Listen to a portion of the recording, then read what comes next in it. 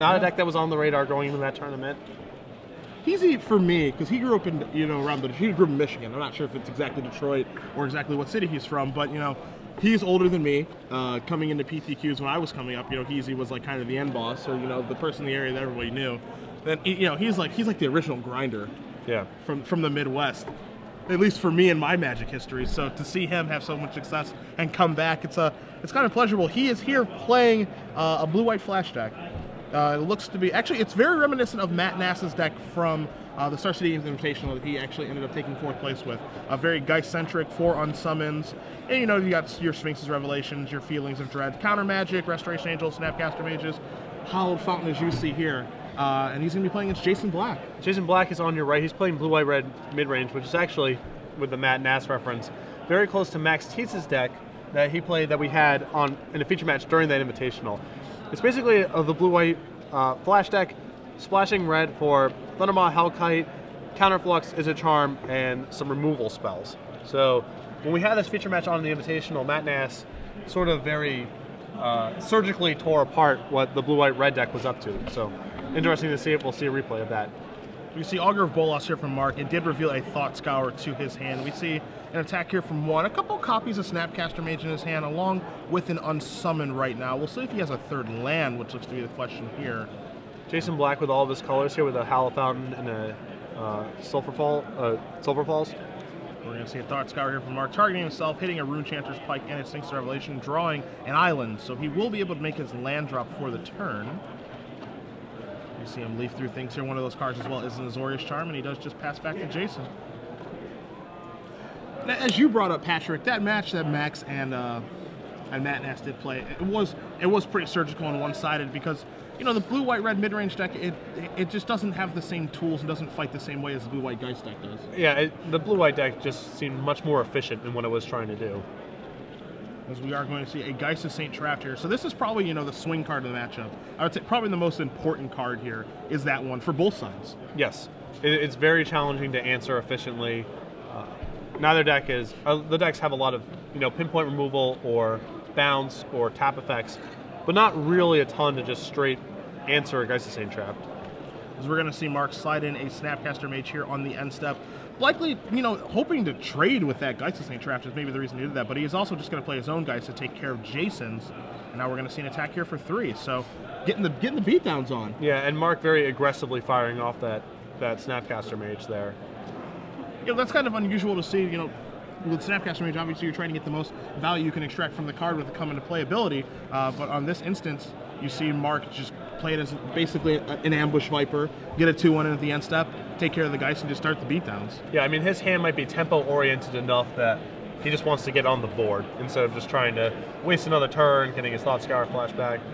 We're going to see a main phase Restoration Angel here. Jason clearly concerned about the threat of counter spells in Mark's hand, so he's just going to main phase it. But by doing that, he opens himself up to just an unsummon, and as you said, it's tempo right now. And the blue-white deck, I believe, has to play an aggressive role in this matchup because they have so many unsummons, so many cards like Feeling of Dread, that he has to be on the front foot to maximize the power of those cards. And speaking of Feeling of Dread, we do see Mark cast in another Augur of Bolas. Feeling of Dread, one of the cards that he can take, the other one being an Azorius Charm to go along with that island. So we'll see exactly what route he's going to choose to take here. Feeling of Dread, an interesting card right now, just in terms of Magic, and what it does in this deck. I think it's at its best in this deck, where you could sometimes see that card. It wouldn't surprise me to see it in blue-white red mid-range, but it seems like it's just much more at home here in the blue-white Geist deck. Yeah, you have a lot more ability to stay on the front foot. Also, the blue-white deck just doesn't have access to red removal spells, so it's another way of handling blockers or troublesome attackers. As we do see Jason draws a Pillar of Flame for the turn. We do know that Jason has a Restoration Angel in his hand. Looks like he has another land there as well. Not quite sure about the rest of the contents, but right now, for him, Pillar of Flame, not a bad draw, being able to take care of that Snapcaster Mage, but he needs to catch up. Yes. And the threat of Rune Chanter's Pike also looms over all this stuff too.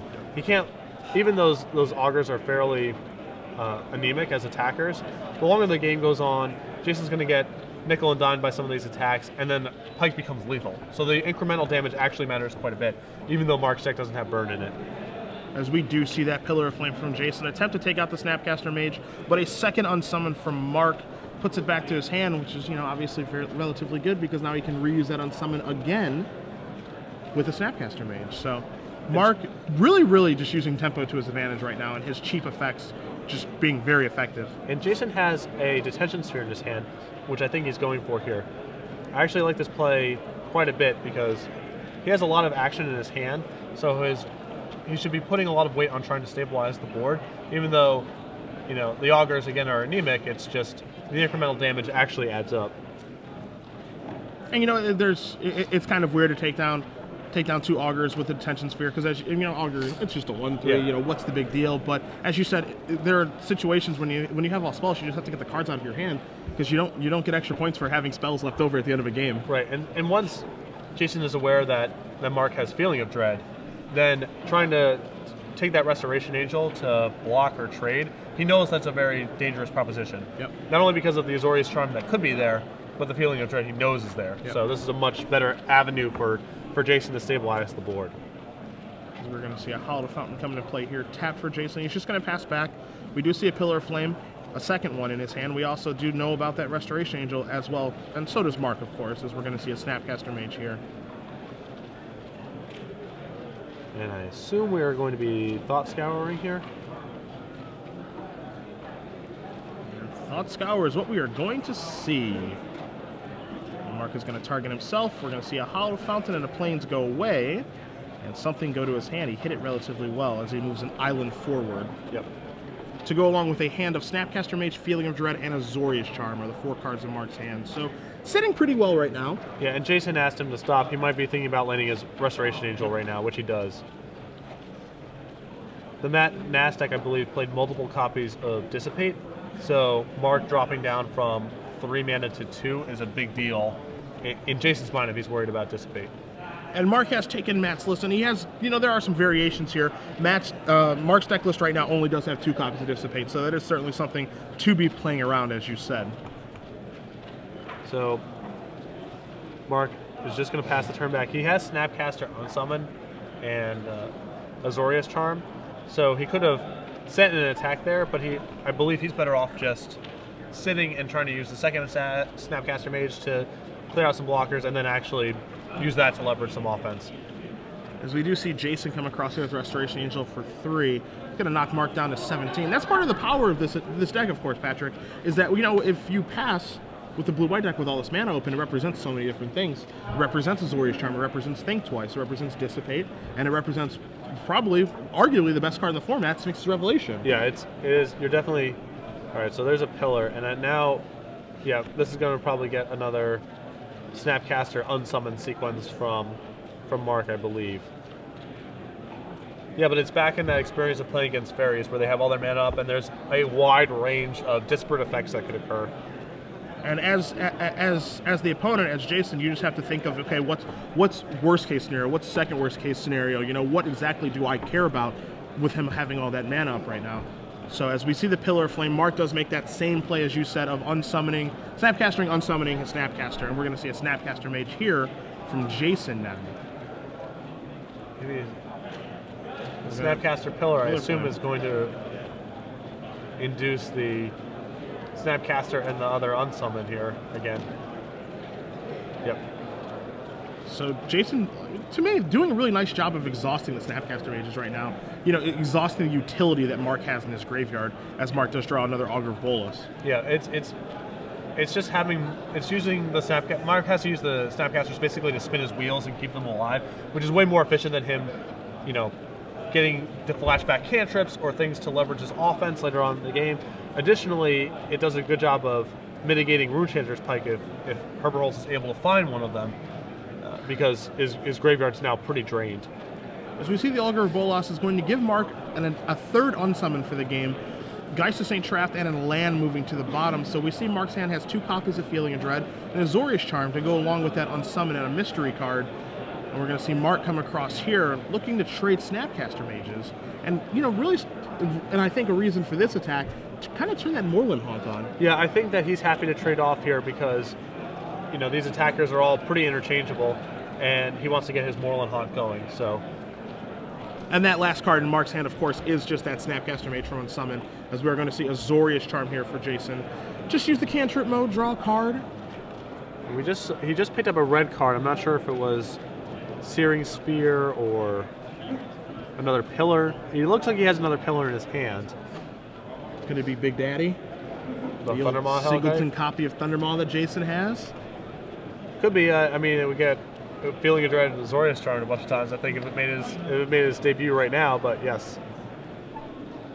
Oh yeah, he does have the Thundermaw. It does look like Big Papa is here. Thundermaw, Hellkite, considering making an appearance, and here we go.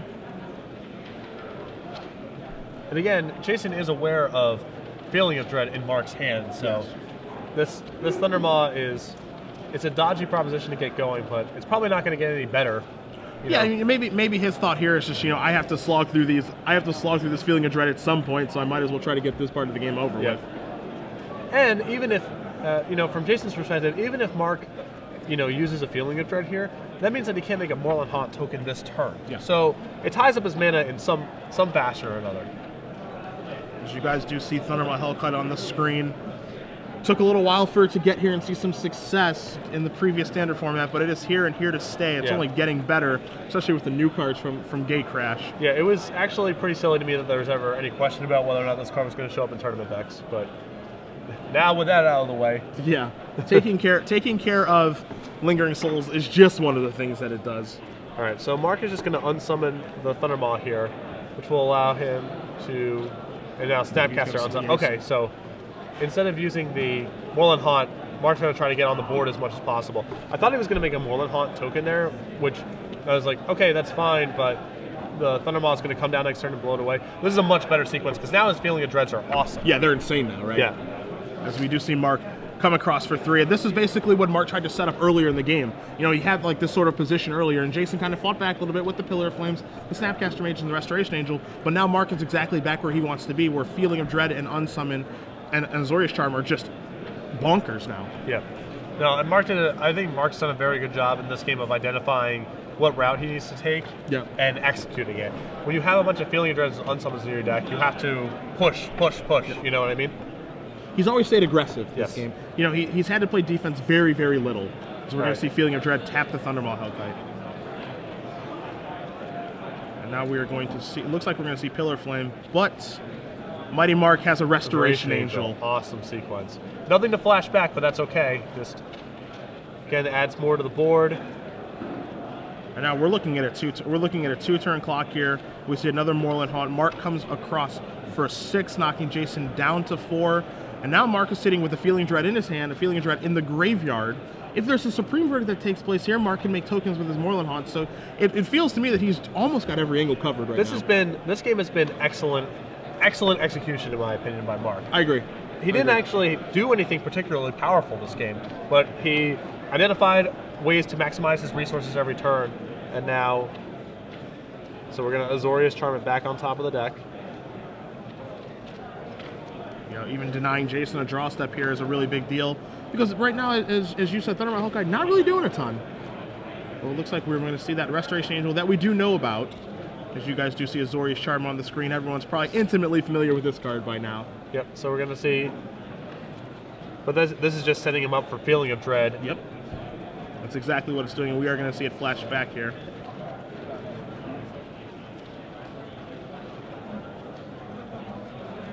Now Moreland Haunt token. Moreland Haunt token maximizes all of his mana for the turn. Every turn.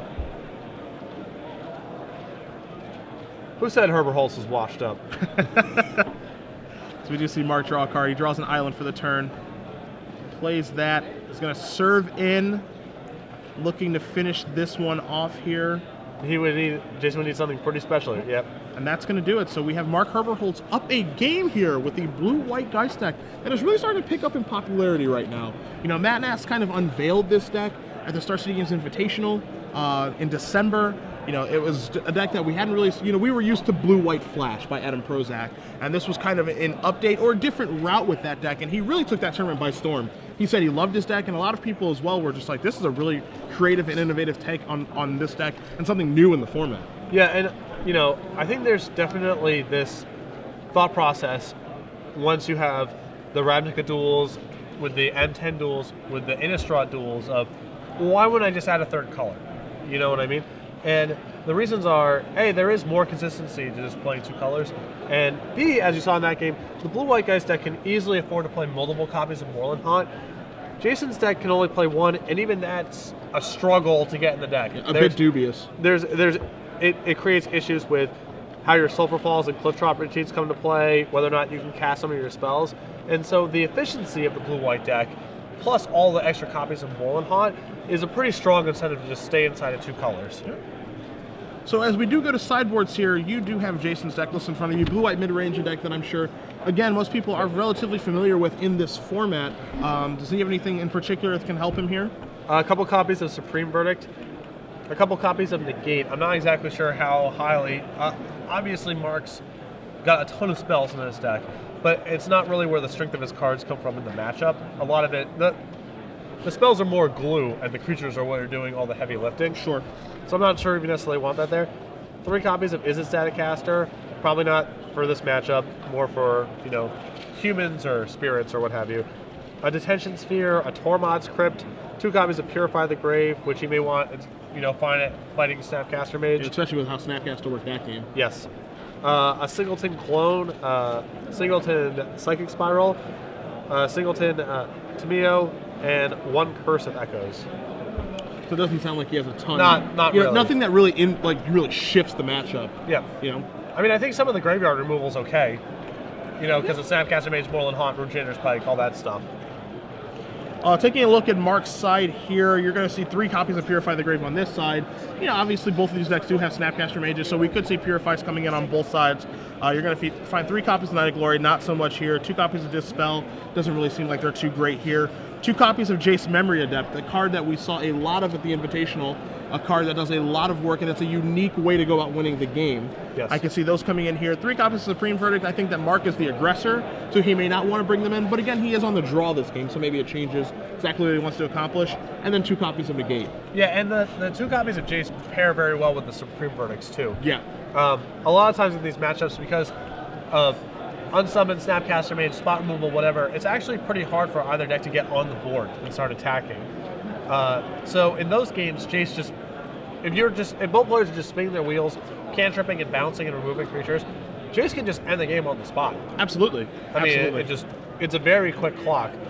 And so, even though Supreme Verdict isn't at its best here, I wouldn't be surprised if Mark brought some of them in because it pairs so well with Jace. It just keeps things stable, yeah, so that Jace can't ever be under any pressure, and it can just do that mill 10 and just take care of the game that way. Yeah, and Jace in these blue mirrors, I mean, it's over real fast. It does not take very long. Yeah, it doesn't take long at all. And, you know, what we might see, and I know that's what we saw in a match at the Invitational, again, as we keep bringing that up, when Jerry Thompson was playing against Todd Anderson, we saw Thought Scourers just going towards the opponent right away. Yeah. You know, not targeting themselves because the library count is actually relevant. Yes. So you just start dinging your opponent, and it makes Jace's work just that much easier. Maybe it'll only take 2 activations instead of 3.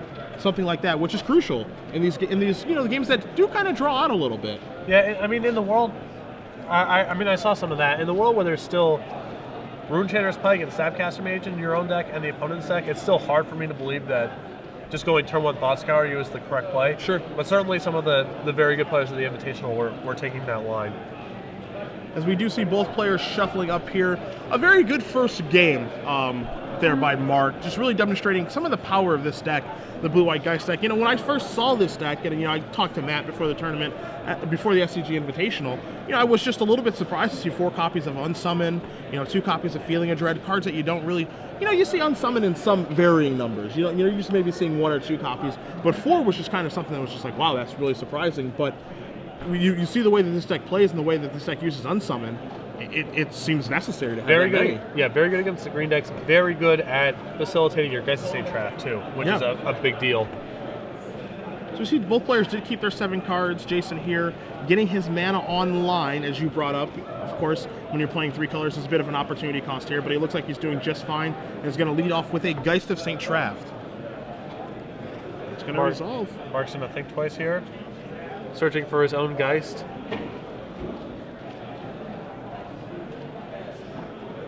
He had one the first game to take care of Jason's, and it looks like he's going to have one this game as well. So he has dodged the Geist part of the game thus far.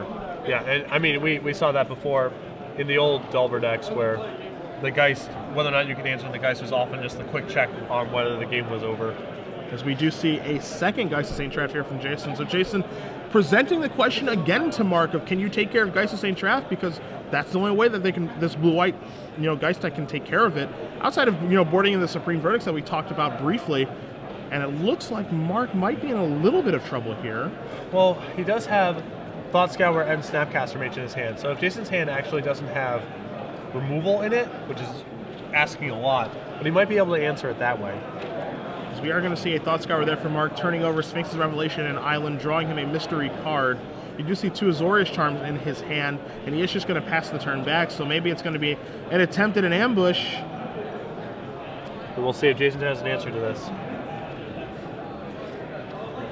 As we do see Geist of St. Traft come over with its Angel Friend. Mark attempting the Snapcaster Mage. Looks like he's going to be targeting the Thought Scour, but we're going to see a Searing Spear take care of it.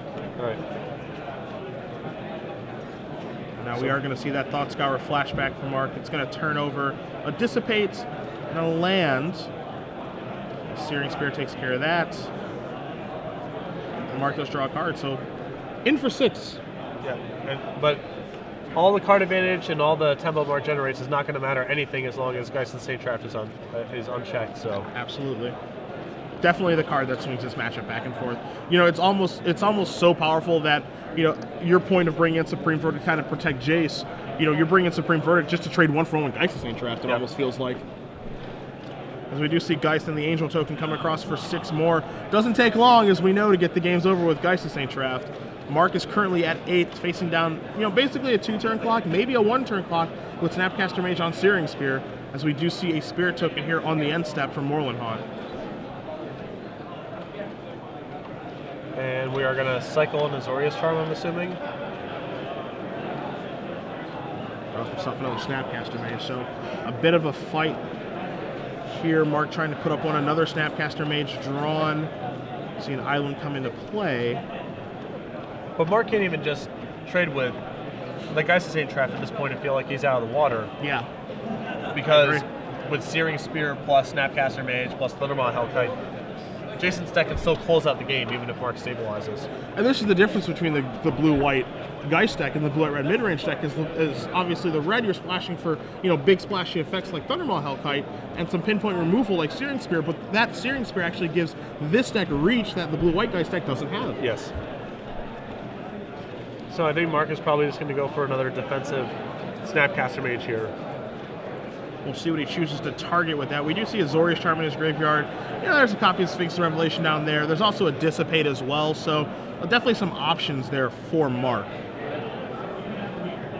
Mark apparently needs all of his blue and white mana, so he has to tap his Moorland Haunt. And we are going to see some blocking here. Jason mulling over his options here. And we do know that in Jason's hand, he does have another Geist of St. Traft. I also see a red card there. I'm not sure if it's a Pillar of Flame or another Searing Spear. I think if it was Searing Spear, he would have taken care of the Snapcaster Mage, presumably. Yeah. I also think he has a Revelation. Is that true? So now I think he's debating about whether... Okay, so we are going to see a Searing Spear here after blocks.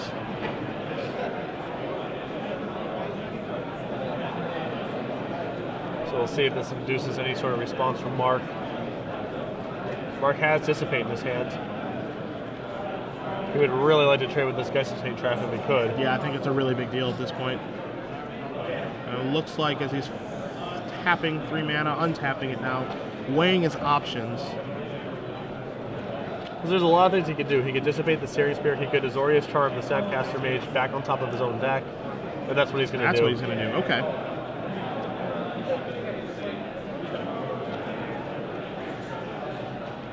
So he's going to end up taking 1 in this attack step just from the Spirit token. A little bit surprising to see the Azorius Charm on his own Snapcaster Mage. And you have a good explanation for why that would happen? He wants to try to block again next turn. Okay. That's the only reason. The Snapcaster blocking might be his only real answer to Geist of St. Traft, so... I mean, there's basically the argument of, he can Azorius Charm that back to the top of his deck, or he can Dissipate the Searing Spear. Which avenue is better? Well, I think that if he can make a land drop next turn, he can go Snapcaster Azorius Charm and dissipate something. He gets the same opportunity next turn. If he dissipates there, then he loses the flashback on his whatever he targeted with Snapcaster Mage. Like, that's just gone forever. And if Jason has a negate or something like that, it's a real disaster. Okay. As we are in Jason's attack step, we are going to see Snapcaster Mage here from Mark. It is going to target Azorius Charm, and we'll see exactly what he's crafting here. I mean, I assume we're going to be trying to Azorius Charm the 4/4 and trade with the Geist here, would be my assumption, but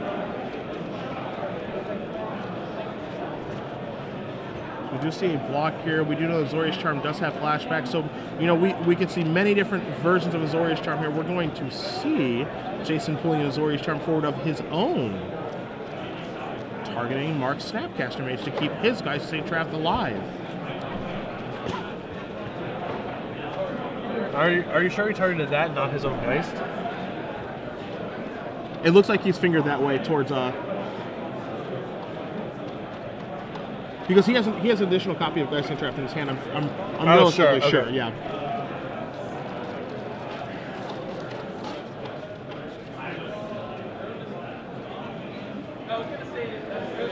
And now you see Mark, it's time to fight over this particular card with a Dissipate, taking care of that Azorius Charm. And now he's going to see flashback on the Angel. Yep. So Mark, again, maximizing all of his mana for this turn, just as he did last turn. Yes. Which I think is why it was important for him to not dissipate last turn. Sure. So he would be able to flashback and get the access to the same play this turn. And now we do see that backup Geist Stay Trapped, Jason's third of the game. Mark's sitting at 6th life, at least an island in his hand, to go a couple of lands there. Actually, you see a Hallowed Fountain and two copies of Island. Does play one of them.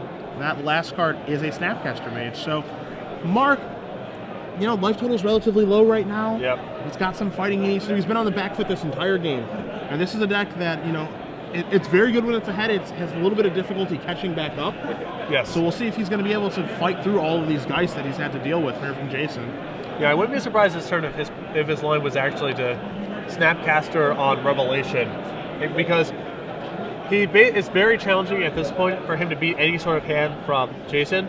But if Jason has nothing, he's actually got a shot. Sure. As you are going to see a mainstay Snapcaster Mage here. And yes, you're predicting pretty well here. We're going to see a Sphinx Revelation 4/3. Going to move Mark up to 9. Going to net him 3 more cards. Yeah, I like this play from Mark. He's exposing himself to some things, obviously, but it's going to be very challenging for him to beat those things anyway. Sure. This actually gives him a shot to win if Jason's hand isn't very good. So Jason does have a Steam Vents there. And he is going to play that untap, knock himself down to 18. I assume this is representing some rebel. We are going to see a Pillar of Flame take care of Snapcaster Mage. So the pathway is clear for Geist to come across here. Doesn't look to be a lethal attack just yet, but we are going to see Mark move down to 2. And we know the last card in Jason's hand is Sphinx's Revelation. Okay. So Mark needs, he needs Supreme Verdict. That's where this all starts, basically. I guess his own Geist gets him above water, but he's going to need a lot of stuff to be able to both stop that Revelation and, Jason's not messing around. He's just going to cast it for 3. Yeah, and I think I like this. Yeah, honestly. I do too. Yeah, just get this part over with. You know, don't open this up to who knows what kind of counters. Well, even like 1 mana Dispel. You just want to have this taken care of. Yeah. So you see Mark is going to draw a card here. He does draw an Island. Mark is going to start the turn with an Augur Bolus. You see an Azorius Charm, an Unsummon, and the card he's moving forward, Sphinx's Revelation. Again, just trying to keep his head above water. Places land for the turn. Geist to take care of Geist. And you do see Mark does have access to a Moreland Hawk token right now as well. We see a negate drawn here from Jason. So can Jason finish it off? Obviously there's a lot of cards in this deck here that can end this. Yes. Snapcaster Mage very live, a lot of burn spells as we're going to see. Moreland Haunt's spirits trade with each other. Oh, and nothing. We see it just oh, a wow. pass back. Okay. Mark might be turning the corner here. Another Sphinx's Revelation drawn for Mark. We do know Mark does have a Hallowed Fountain in hand, along with 2 Revelations, and you guys do see that Rune Chanter's Pike to the front as well. And Jason went negate in hand, so he can fight over one of these Revelations. As you see Mark move his mana over there, leaving the Moorland Haunt open. Looks like we're going to see an attempt at a Revelation for 4 here, but he's going to start with an Augur of Bolas attack. Which is a good attack, of course. Yep. Leaves himself open to Snapcaster Mage, but he wasn't beating Snapcaster Mage anyway. And now we do see that Sphinx's Revelation here, 4/4. Seems like a good target for that negate. I would imagine we are negating here. Yes.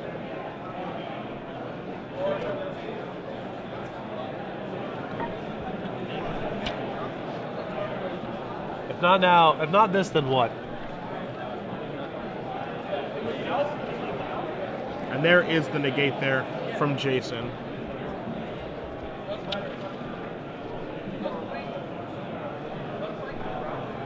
So Jason untaps. He makes a Moorland Haunt token. Mark has access to his Moorland Haunt as well. So we can see another Moorland Haunt trade here. As we do, Mark's shields are completely down. Yeah, But Jason. I think Jason picked up a Dissipate that turn, I believe, which is fine for him to have these counters, but you know, Mark has so many awesome cards in his hand that he's going to be able to induce all of these. Yep. The Rune Chanter's Pike's going to need to be countered. The Revelation's going to need to be countered. He has a lot of stuff that's worthy of being countered here. So Jason would actually ideally like to find something other than permission to try to end this game quickly. Yep. As we do see Rune Chanter's Pike here now, it looks like we're gonna see another negate. Okay. As we do see Mark come across here for 1. Hallowed Fountain in. Mark shows I have 2 cards left. He has a hand of Revelation and Thought Scour. Jason, gonna make a token. Mark looking to pounce, I think? Not yet, okay. Yeah, holding steady. With 3 mana, with Jason still having 3 mana up, if he had a counter spell for the Revelation in his hand, he still has it. Sure. It doesn't. So we're gonna see Moorland Haunt, the Spirit token, come across again. The same song and dance.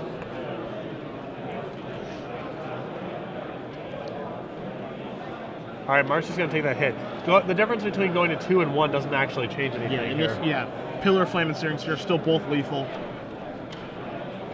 And if his Revelation resolves here, it would get him to 6, which would mean that Thundermaw Hellkite's no longer lethal, so he can afford to take that shot.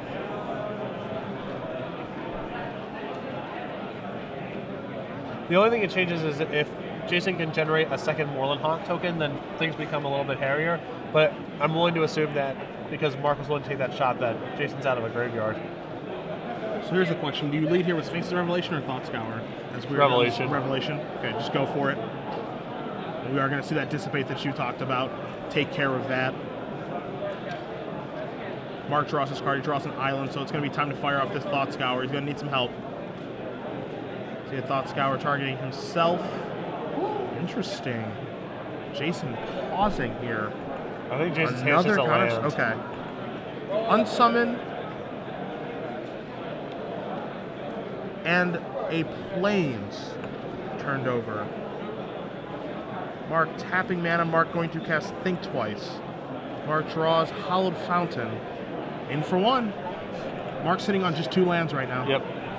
Both Jason and Mark on empty. Jason, nothing in the graveyard to make another Moorland Haunt token. Mark able to make one. He does get the trade. Does Jason have Staticaster in his hand? Is that his last card? No, he would have blocked by now, I guess. I think. And Mark plays a second Moorland Haunt. As we do see Jason draw a card here. Mountain. We see mana being tapped here. Finally for Jason, a spell. 5 mana, I think that means. Okay, we're going to see Tamiyo. I thought maybe Thundermaw Hellkite, but we're going to see Tamiyo tap down the Augur of Bolas. Moving up. So another angle of attack here from Jason. Mark draws his card. Mark draws Geist of Saint Trap. Big draw for Mark. Yeah, huge. looking to turn things back in his favor. We know that he does have those 2 Moreland Haunts. Not sure about the number of creatures in Mark's graveyard right now, so we'll get confirmation on that. But we know that Jason, one life to go. Yep.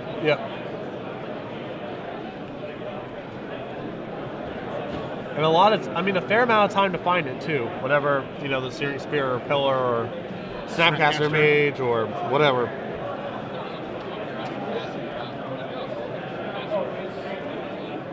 So you see Jason just analyzing a few things very quickly. And that card is Static Caster's hand. Yes, it is.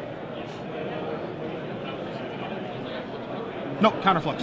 Oh, Counterflux. Sorry. That explains it.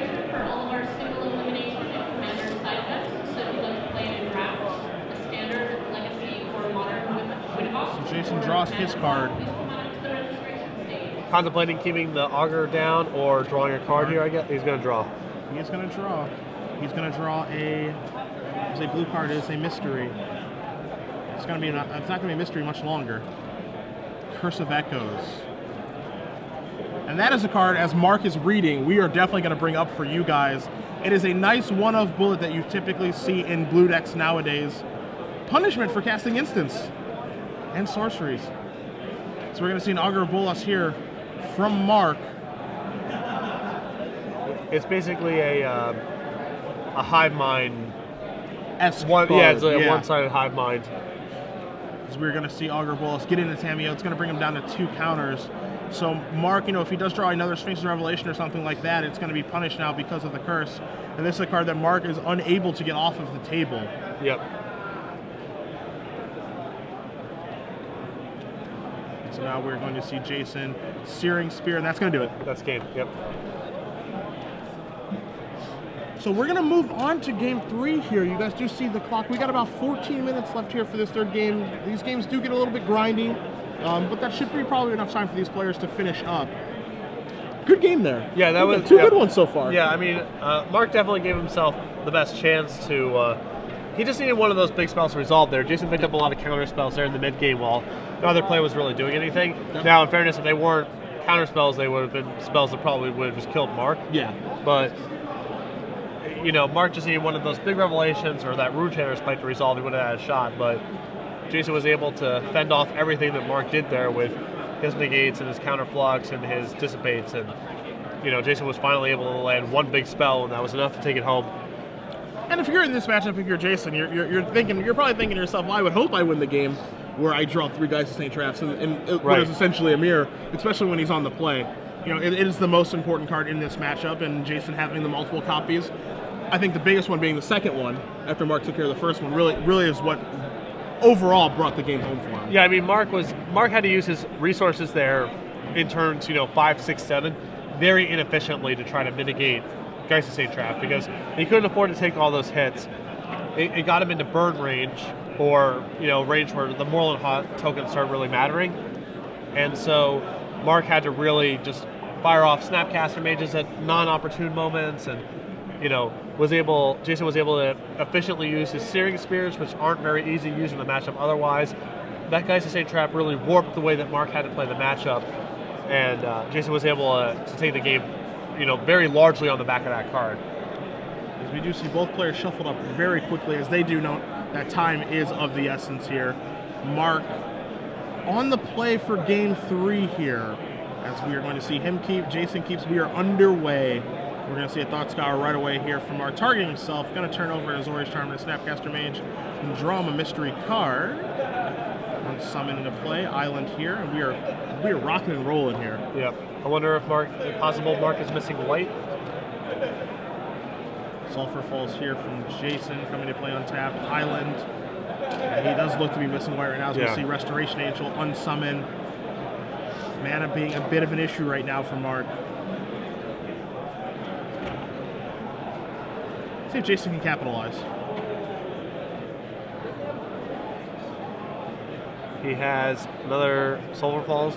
You do see the Hollow Fountain in Jason's hand, but he would have, of course, probably slammed that down on a Geist if he had it. So we're kind of just a little bit of draw go right now. But Mark missing a land he would have drop. not necessarily played his Geist into Mark's 3 mana. Sure, wants to play around Dissipate. Yeah, sure. As we do see Jason plays Hollow Fountain untapped and does say go. We're going to see a think twice here from Mark. Jason could take the opportunity to slide in a Restoration Angel right now, but he opts not to. Mark does draw a card, and we still are seeing him without white mana right now. Yeah, Mark's going to have to discard here, I believe. He does have the option of flashing back Think Twice to try to hit that land drop and kind of putting his shields down, but he is just going to discard Azorius Charm. We're going to see Restoration Angel here. Yeah, once you've moved to discard, it's too late. Yep.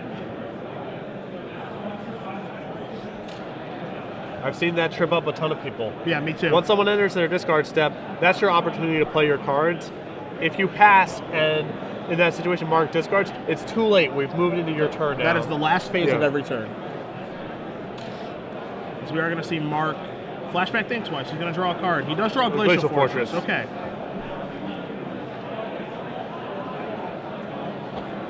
So now we can start casting his spells. We can start playing a little bit of Magic here. As you do see that might be 4 Restoration Angels in Mark's hand. Yep. 4. So now he's going to have to enter discard again. If Jason wants a Restoration Angel, then Mark can land his own and not have to discard. Correct. What we do see here, we see Mark just casting it right now. Yep. I think the reason you see that right now too is because you'd rather see from Mark's side, if he does move, say, I'm going to attempt to discard, and Jason casts his Restoration Angel, Mark casts his, then the Restoration Angels staring at each other. And if I'm Mark, I think I'd rather not have my opponent have Restoration Angel in play. I'd rather have my first one get countered. Sure. Especially if your hand is a million Restoration Angels, yes. right? As we see a second one here from Mark now. All right, it's in. Jason untaps and draws. As you guys do see, the Geist of St. Traft on his board. Doesn't have the unsummons and Feeling of Dreads like Mark does to clear the way, and Searing Spear is not going to get the job done either right now, so we'll see what Jason can do to get this thing out of the way. I mean, he has Azorius Charm plus Snapcaster Mage, so with Mark missing land drops, he can actually... Okay, all right, he's going to build his board this turn. Okay, sure, that's fine. Would have been pretty attractive for me if I'm in Jason's position to shut Mark out of a draw step there. And charm it back to the top, make him do that again. And then Snapcaster, Azorius Charm next turn, then maybe be able to Restoration Angel, Snapcaster, Azorius Charm at the following turn. Sure. You might just like lock him out of draw step. Walking, sure. This isn't bad for Jason either. His board's all, he's built up his board here, but if I was in Jason's position there, I would be wanting to lock Mark out of land drops as much as possible. So we do see Jason at 18, Mark at 16. Jason with the board advantage right now. He is going to send in, looks like we're going to see Mark attempt another Restoration Angel here, his third one perhaps. As we do see an unsummon in Mark's hand, we also do know there is a Dispel in his hand as well. And this was the risk of Jason not Azorius Charming last turn. It's way less productive than it was the previous turn. Agreed. We're going to see Snapcaster Mage here. Jason, he's going to target his Dissipate. He's going to attempt to dissipate this, and we're going to see Mark slide that Dispel to the front, take care of that. And now Mark is going to pounce. Wow. Just an impressive turnaround from Mark here. Yes, I mean, hitting that land drop was crucial. Yes. And he would not have that land if the Azorius Charm play that you spoke about had occurred from Jason. Now Mark can start playing 2 spells in one turn. You're going to see Pillar of Flame take care of one of those angels, but now we have angels staring off. As you see Mark's board now, he's beginning to stabilize now. Getting his land drops, he has all of his colors. He can actually fire off a Revelation for 3 here if he wanted to, in fact. Probably not because he's still got a ton of gas in his hand. Okay, he's going to go for it. But this is why we're in the booth. Yeah. And he's almost Hall of Fame eligible, as we're going to see Mark cast a Sphinx Revelation here, 4-3, draw 3, move himself up to 15, basically saying, I want to ensure that I hit my land drops. Yep. And I feel like, I feel like I can beat what's on the board right now. I feel like I'm doing okay. Yep. Now, for Jason, I think right now, Thundermaw Hellkite is probably the best thing he can do. Oh, Tamiyo easily. also a really good play this turn as well. Yeah. But he needs one of his haymakers right now as he draws a Negate, a card that Mark saw last game along with those Dissipates. So while Jason's shields were down, I think taking the opportunity to resolve that Sphinx Revelation, very smart. So here's an attack from both. This attack probably represents Searing Spear, so I think Mark is correct in blocking the Snapcaster Mage. Also representing Snapcaster Mage on the Pillar of Flame as well. Yeah. Also representing Pillar of Flame. So All right, you're just going to see Restoration Angel there. Not letting the damage happen.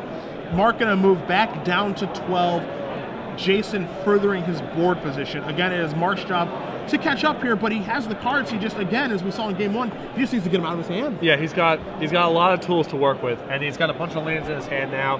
His life total is reasonably comfortable. So we see Augur of Bolas reveal another Dispel. The first Dispel backbreaking. This one could be just as good. Yes. And Mark's actually just working at a different level of efficiency at this point than Jason. Like, Searing Spear is fine, but it's not... Jason's ability to use it is very board contextual. It's not guaranteed to be able to be productive every game, whereas it's almost guaranteed that Mark's going to be able to use things like Dispel, Unsummon, and all those kind of cards productively. As you are going to see a Restoration Angel here from Mark before blocks. Restoration Angel is going to blink Augur of Bolas. Going to resolve that trigger. Mark is going to see an Augur. What he's going to see is not spells. Cavern of Souls and a Hollow Fountain move to the bottom as well. That's just one copy of Cavern of Souls in Mark's deck. It's gone, so that's never going to come up for the rest of the game. Yep, and Mark here moving to double block the Restoration Angel, willing to take another hit to try to, again, with so many counters in his hand, all he needs to do is manage what's on the board now. So he's willing to take another hit, maybe trade with one of his angels with a Searing Spear, whatever he can do to compress Jason's board, and then let the counter spells and more efficient card drawing take over from there. His tempo plays like Feeling of Dread, like Unsummon, really let those start to take over. Yes. As you see, Mark, this is basically just a perfect example of using your life total as a resource right now. Yeah. As we do see Snapcaster Mage here, Pillar, Mark, you're going to see Mark cast Unsummon instead of the Dispel, saving Dispel for a better moment, which I like. Right. Which I like. A great use of Unsummon here. Yet, whenever you get your opponent trade negate with Unsummon there, it's... Can't be unhappy. Yeah, like, look at the boards now. Look at the cards in hand. And there's a Snapcaster Mage. Mark has just turned this around. He has to be conscious of the clock, of course. He does. And you do see both players are playing at a much quicker pace in the first two games because, having a draw at this point in a 9-round tournament, not exactly where you want to be. As you do see, Mark has a Dispel, he has a Dissipate, he has a Negate in his hand, and he has a Snapcaster Mage as well. So he just needs, he's done a nice job of stabilizing this game. He just needs to turn things a little bit more in his favor. As we're going to see Jason tapping some mana here on the main phase. Is this Curse, maybe? This could be Curse, it could be Tameo, it could be... Okay, we're going to see Curse of Echoes. And this is going to get the negate out of Mark's hand. Makes a lot of sense there. Yeah. And that's, of course, the downside of a card like Curse of Echoes in this matchup is it's really good when you're on the front foot and your opponent's the one who has to respond to your offense. It's far worse when you just had to play it on your main phase into open mana. Yeah, and that's just your turn. Yeah. No effect on, not furthering his board position at all. As we are going to see an attack here from Jason with all three of his guys, both Snapcasters and a Restoration Angel. Snapcaster Mage coming in. This is a pretty darn good time to be Azorius Charming a Restoration Angel back to the top, leaving Dispel mana open. If he doesn't have to use all his mana for the turn, we're going to see some blocks here. He's not even going to risk his Restoration Angel, which I like. Yeah. So he doesn't have to, basically Mark's saying, I don't want to have to waste a Dispel like a Searing Spear. And Mark has Dissipate in hand, so he can actually catch the Angel on the way back. Yep. And Revelation left over to gas back up. We see an attack here for 4 from Mark. Mark now turning into the aggressor, shifting roles. We're going to see a Revelation here in the end step, I believe. That's going to be for 5 from Mark with that Dispel up again. Something that he could have used earlier, but chose to use Unsummon instead. Yeah. All right. Mark has just done an excellent job of maximizing everything. And there's the 5th card. And of course, Jason obviously saying, I can't counter it. Right. Because I know there's a Dispel there. And it's kind of interesting, Patrick, the little game inside the game that you play when, he reveals a Dispel and he's choosing not to use it when he has the opportunity. And if you're Jason and that's why you're just like, ugh, how do I get this out of his hand? As we're going to see Unsummon, bounce that, 1 mana, basically acting as a 1 mana removal spell. For 4 again. We're going to see an Azorius Charm here. Maybe this is what he chooses to use the Dispel on finally. I think because he has to be conscious of the clock here and he has so much action in his hand, even though, if this game was going on for another 14 turns, he'd be like, yeah, sure, Azorius Charm, my Restoration Angel, reset my Augur, whatever. Given the time constraints Mark's in, I think that it's correct for him to fight over that. As do I. As we do see the Dispel take care of the Azorius Charm, Augur of Bolas, revealing an Azorius Charm for Mark. We know that Jason does have that Restoration Angel in his hand, but can he keep up? Yeah, I mean, Mark's been playing 3 spells a turn. Yeah. And Jason's been playing 1 for a bunch of turns now. We see a Rune Chanter's Pike drawn from Mark. Gonna make one of these crappier threats like that, like those 2 Augur of Bolas and that Spirit into a real threat, as we're gonna see Jason fight here with Negate. Mark says that's fine. You know, I'm not gonna fight over that when I dissipate. I'd rather take care of that Restoration Angel. Thank you very much. We might just see him Azorius Charm back to the top as well. But we're gonna see him just slam Dissipate there. Take care of that. Come across for 6, knocking Jason down to 4. And presenting lethal next turn. That's it. As it is. Mark Herberholz 2-1. That was a nice way to start off the day, I gotta say. That's a good match. Yeah. Very, very good match to start the day with. What you saw there is you saw a player using time correctly. You saw him use his life total as a resource, get himself out of sticky situations. And I know that we're harping on Mark's play a lot because he's more known to the 2 players, but it's not like Jason really did anything wrong. Yeah, I mean, the one turning point of that match where there could have been a different play was whether or not he wants to Azorius Charm that Restoration Angel, because the 5th land that Mark drew turned on everything. Yeah. That was, now next turn it's Restoration Angel unsummoned, and Jason had to use a lot of his resources to just not get ruined in combat that turn. And after that, you know, Mark started hitting his land drops, he started deploying his cards more efficiently, he started dispelling, you know, more expensive cards out of Jason's hand, and then, you know, once his mana was unlocked there, Mark was able to pretty quickly turn the game around. Yeah, and then, you know, you start being able to do the things that make blue-white decks so popular.